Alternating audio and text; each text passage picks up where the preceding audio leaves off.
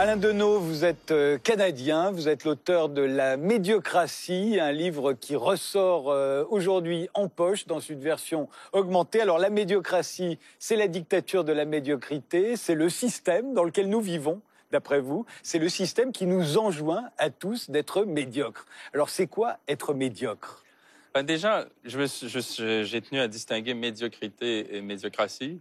La médiocratie est un régime, en effet, où on nous enjoint d'être moyen et d'incarner un comportement moyen. Être médiocre, c'est être moyen. Oui, c'est-à-dire qu'en fait, entre la médiocrité et la moyenne, il y a évidemment des accointances étymologiques. Ouais. Quand on désigne ce qui est moyen, on ne dit pas la moyenneté, on dit la médiocrité. Mais il y a quand même une distinction entre les deux termes. La moyenne renvoie à une abstraction. On peut parler du rythme moyen auquel courent les Français, la connaissance moyenne qu'on a de l'histoire de la Troisième République, bon, ainsi de suite. Donc, donc cette moyenne-là constitue une sorte d'abstraction, une construction de l'esprit pour désigner ce qu'il en est d'une série de possibilités. La médiocrité, en fait, ce serait la moyenne en acte. En acte. C'est-à-dire que à partir du moment où, dans le cadre de la révolution industrielle, on a procédé à la division du travail. On a voulu rendre les employés dans le domaine du travail manuel interchangeables. On a standardisé le travail au point où il s'est agi pour les ouvriers et les ouvrières de se livrer à des prestations tout à fait paramétrées. On est passé du métier à la fonction, du savoir-faire à la technique, de la pratique à la pure exécution. Et donc, on est entré dans un mode où il a fallu, en quelque sorte, se soumettre à un paramétrage très, très étroit. Et cela il s'en est suivi d'une forme de soumission à des règles aussi strictes en ce qui concerne tout l'univers de la pensée, l'enseignement, l'organisation de l'État, tout, vous dites l'économie, la politique, les médias obéissent au fond à cette médiocratie. La médiocrité en soi n'est pas un problème. On est tous un peu médiocres quelque part, on est tous moyens. Le problème, c'est à partir du moment où la médiocratie nous enjoint d'être médiocres. Oui, en fait, le problème de la médiocratie, c'est qu'elle enjoint à une moyenne qui n'est pas réfléchie scientifiquement. La moyenne en acte sera celle à laquelle nous enjoindra un pouvoir. Un pouvoir qui pourra être une organisation privée, une entreprise, un ministère, un pouvoir en place, un pouvoir établi qui nous dira voilà le standard auquel il faut se subordonner pour être prisé par le pouvoir. Et autour de la médiocratie s'est développée toute une série de modalités managériales sous l'appellation de gouvernance, où on amènera les sujets d'une organisation à développer par eux-mêmes des techniques, des modalités, un savoir-faire qui consistera à convenir au pouvoir. Au fond, dans une médiocratie, on enjoint tout le monde à être médiocre. Qu'est-ce qui arrive à ceux qui font preuve d'initiative, qui sont très bons? Normalement, on se dit qu'ils devraient être récompensés. Ceux qui ont du courage, ceux qui ont de l'audace, ceux qui ont des idées. Et qu'est-ce qui arrive à ceux qu'on considère comme mauvais? En fait, il est très exigeant d'être médiocre. Et souvent, quand on entend le terme médiocre, on entend le fait d'être incompétent ou impotent ou paresseux ou je ne sais trop. Alors qu'être médiocre, c'est être en phase avec les exigences du pouvoir présentées comme étant raisonnable, pondéré,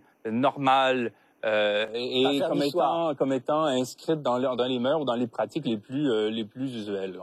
Et donc, être médiocre, c'est savoir respecter les cadences, faire preuve d'intelligence sociale, dire bonjour à la bonne personne au bon moment, se montrer obséquieux face aux puissants, remplir un formulaire sans rechigner, ainsi de suite, être ponctuel. Mais c'est surtout pas faire plus.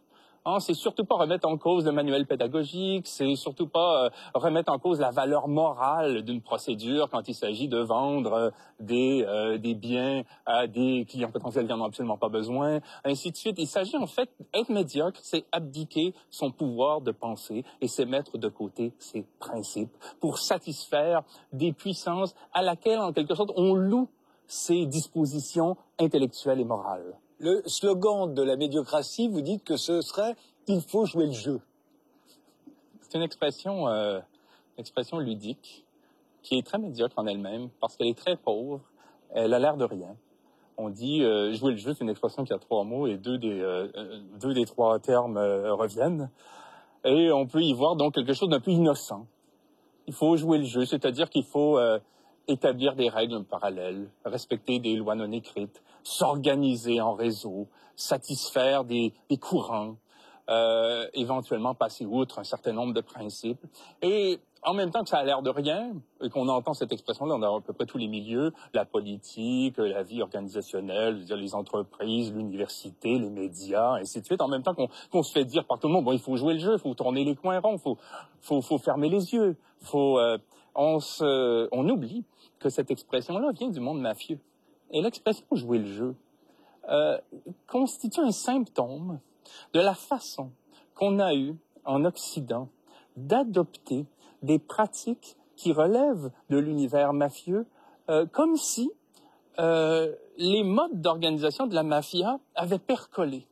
Et comme si, sans être siciliens, sans être des yakuza, à l'université, dans les médias, dans les entreprises, dans les associations de type ONG, dans toute forme de pouvoir structuré, on avait, au fil des décennies, appris à jouer le jeu.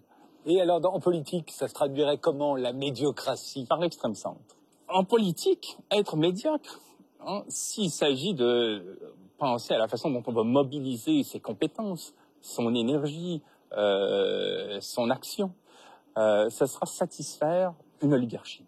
Et si vous regardez le programme de l'heure aujourd'hui, qu'on soit Alexis Tsipras ou Donald Trump, ou entre les deux, Manuel Valls, François Fillon, le programme de l'heure, c'est plus d'argent pour les actionnaires, plus d'argent pour les entreprises, un accès aisé aux paradis fiscaux, une réduction de l'État au rôle de huissier du droit des affaires, l'État étant une enveloppe juridique pour satisfaire la nécessité de sécurité pour les investisseurs, moins de services publics, moins de fonctionnaires, moins de droits pour les travailleuses et les travailleurs. Ça, c'est le programme. Et ensuite, quelle que soit l'orientation politique qu'on dit avoir, si on tient à rester en poste, pour des raisons qui peuvent nous échapper, il faut satisfaire ce programme-là, qui est celui de Goldman Sachs, si on veut, quoi. Et donc, ensuite, on jazzera.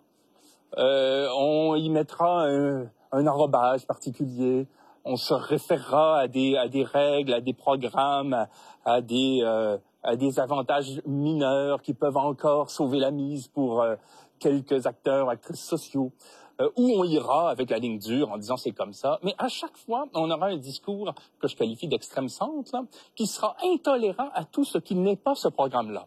Et l'extrémisme ici, dans l'expression extrême centre, ne renvoyant pas à l'endroit où est le curseur sur l'axe politique, mais renvoyant au fait d'être intolérant à tout ce qui n'est pas soi. Et l'extrême centre, c'est deux choses. C'est non pas de situer le discours sur l'axe gauche-droite, mais d'abolir l'axe gauche-droite et de présenter son discours comme étant le seul imaginable. Et là, on aura des discours du genre « je suis normal »,« je tiens le discours de la vérité »,« je suis pragmatique »,« je suis pondéré ». Il n'y a pas d'alternative. Oui, et c'est tout. La première à avoir effectivement entonné cet hymne étant Margaret Thatcher. Mais on en est encore là. Alain Deneau, vous dites que la figure centrale de la médiocratie, c'est l'expert. C'est l'expert tel qu'on le convoque sur les plateaux de télévision. Ça n'est pas vous. C'est quelle sorte d'expert, à vos yeux? Il s'agit d'un intellectuel qui a pour souci de plaire aux bailleurs de fonds, aux employeurs. Et donc, pour ce faire, on paramètre la pensée. On ne réfléchit pas à l'impact des découvertes que l'on fait. Être médiocre, être expert, c'est ne pas se poser de questions sur le caractère idéologique du travail que l'on fait. Vous dites, même vous allez plus loin, vous dites c'est quelqu'un qui déguise de l'idéologie sous un vernis scientifique. Et en fait, il y a un livre très intéressant sur l'idéologie qui est d'Isabelle Garot. Isabelle Garot dit essentiellement l'idéologie, c'est 5 choses. C'est de façon de cadrer un discours, de le mettre en perspective pour forcer les enchaînements logiques, de naturaliser le discours comme si il était en fait affranchi de toute critique, de gommer des contradictions historiques et de servir ainsi de suite des modalités de domination. Et l'expert est souvent la figure pseudo-neutre qu'on appellera à la rescousse dans le domaine agroalimentaire, dans le domaine de l'économie néoclassique, dans le domaine même de l'éducation. Ou militaire aussi. Oui, tout à fait, dans les stratégies militaires ou des politiques sociales, pour expliquer aux gens ce qu'il en est d'un savoir qui est tout à fait instrumentalisé. Dernière question, Alain Deneau. Vous dites que les médiocres se reconnaissent entre eux et se liguent contre les autres. Mais disons, plaçons-nous face à des organisations médiocrates, hein, qui nous enjoignent à beaucoup travailler, mais sur un mode pauvre, à des fins tristes, quant à des portées qui sont insignifiantes. Il y a 5 types de comportements, je dirais, si vous permettez. Il y aurait ceux qui abdiquent, qui disent non, pas pour moi, je préfère être un pique-assiette, vivre d'une manière complètement précaire, mais je deviens malade à l'idée de rentrer au travail. Et c'est ceux qui comprennent que la plupart des crises cardiaques se manifestent un lundi matin, quoi. Bon. Il y a les médiocres malgré eux. Et les médiocres malgré eux, c'est ceux qui rentrent au boulot en pensant que c'est ça le monde, parce qu'on l'a présenté comme ça. C'est ceux qui prennent beaucoup d'antidépresseurs, du café, qui se sentent souvent coupables, qui culpabilisent parce qu'ils sont pas à la hauteur, il y a des standards, ils essaient de faire mieux, et ils croient en leur boîte. Bon, et ils prennent la médiocratie au pied de la lettre, et ce sont des victimes, la médiocratie. Je ris, mais c'est pas drôle. Hein? C'est pas drôle du tout. Et la troisième catégorie, c'est celle à laquelle vous faites allusion, ce sont les friands de la médiocrité. Ce sont les médiocres zélés, qui, eux, ont compris le jeu. Ils jouent le jeu. Et ils se réveillent le matin en se demandant, pendant que des gens sincères et convaincus, eux, travaillent sur des objets, ils se demandent comment ils peuvent manœuvrer, grenouiller pour satisfaire un tel, utiliser tel mot au détriment d'un autre. Toute leur attention porte sur le jeu. Et ce sont des gens pour qui l'avenir est à eux, quoi. Bon, dans l'ordre actuel. L'autre, la quatrième catégorie, ce serait plutôt les médiocres. C'est celles et ceux qui ont lu Hannah Arendt, qui comprennent la banalité du mal, qui savent quand ils travaillent dans une société pharmaceutique qu'ils produisent des médicaments pour des malades imaginaires qui ont le pouvoir d'achat plutôt que pour des gens dans le besoin. Ils savent que ce qu'ils font est polluant. Ils savent que c'est inutile. Ils savent que les logiques du marché sont folles, mais il y a une hypothèque à payer, il y a des bouches à nourrir, ainsi de suite. Donc souvent, ce sont ceux qui vont militer dans un syndicat avant de se rendre compte que le syndicat fonctionne à peu près comme la boîte, ou qui vont tenter sur un mode un peu, contrarié, de trouver une voie, un salut. Bon. Et la cinquième catégorie, ce serait les têtes brûlées qui, eux, s'attaquent bille en tête au système, mais sur un mode complètement téméraire, qui est à payer le prix ensuite. Bon, on voit tous, on peut essayer de trouver à quelle catégorie on appartient en lisant votre livre, Alain Deneau. Hier, aujourd'hui, demain, continue avec Laurent et Alexandre. On va parler du transhumanisme. Là, on parle d'un projet prométhéen qui consiste à augmenter l'homme. Ça va beaucoup vous intéresser, Alain Deneau. Et va-t-on pouvoir y échapper à ce transhumanisme? Mais tout de suite, une publicité pour une voiture. Et vous allez voir, on se dirait que les créatifs de cette publicité ont lu votre livre, La médiocratie. Pub. What we did here is figure out a way to blend in more, just by driving a car. I dare you to look at this car and find something that stands out. It simply can't be done. When we came up with this idea, we thought, well, let's not come up with any other ideas. This idea is good enough. We wanted to take all of the other sedans out there, all of their predictability, and roll them into one car. And that's what we did. You don't drive in the middle of the road, but now you can drive middle of the road. Our lives are so busy these days. Our senses are constantly being bombarded with color, with sound, with emotion.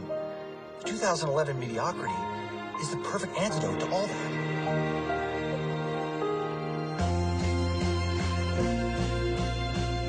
Let's not redesign. Let's not rebuild. Doors check, windows check, steering wheel check, bells and whistles, not on my watch. Instead of breaking the mold, we went down and found those pieces from that mold, and we put it back together. This car is an exact replica of a car. This is the most mainstream driving experience. This is the most complacent commuting experience. It's time we took familiarity back. And that's just what we've done with this car.